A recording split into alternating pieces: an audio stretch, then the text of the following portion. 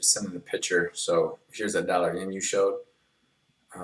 You're looking at it on a 4 hour. So the picture you sent me is looking at this piece right here. So on this piece right here, this is an impulse. So you can't really check divergence on a impulse from this time frame. So on this time frame, the divergence is an impulse, a correction, and an impulse. So here's your impulse, correction, and impulse. This is a three-wave, and a five-wave. So to check divergence on this, you actually go to a lower time frame to break this up. So go to a 1 hour, and now you see this is that same piece, that same C wave on that higher time frame. Now you have your no divergence, and then it shows your divergence. So this, you now trendline last your impulses, you would wait for, in your best trade setup, highest accurate trade setup, would wait for the break, wait for your flag or pullback, and then catch this wave. You know, again, this is, again, makes up the head and shoulders. So this is like your highest probability trade. If you're gonna try to trade from up here short, you probably can. You just gotta be careful. You have to know what your worst scenario is. So I look at this. This is looking like it could still give you another move to break the high, and this piece would not end. You see how these made the impulses, and then they kind of just gradually, faded out.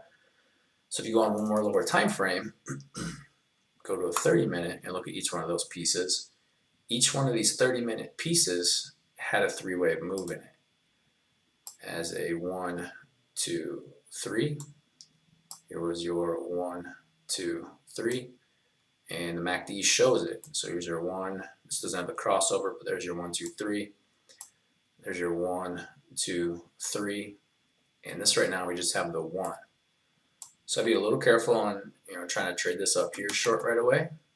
Now if this goes like this, 1, 2, 3, does this, and you get any type of like 1 hour signal up here, or 15-minute, this could be a great sell, because then this MACD would look like this and look just like this one, and you'd have a three-wave, and a three-wave, or a triple combo wave, as it's called. So that's how I would see it, as the waves looking at the MACD.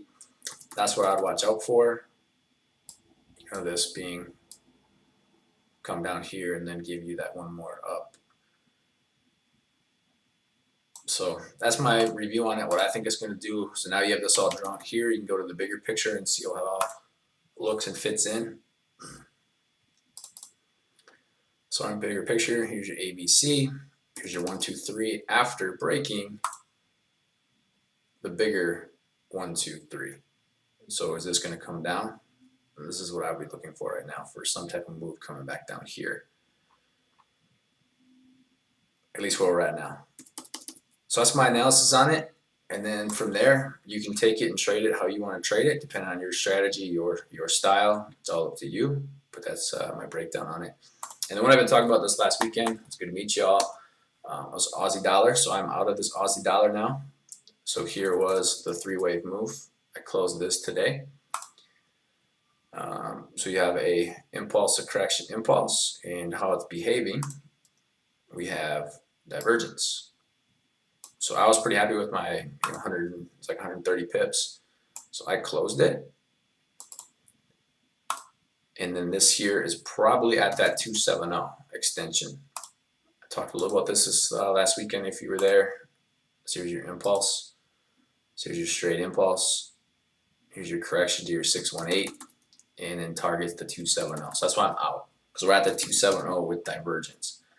So there's a good chance this is going to give you a bigger retrace. And then this is always possible. I'm not saying it's going to do this, but we are in a downtrend. So this is always possible.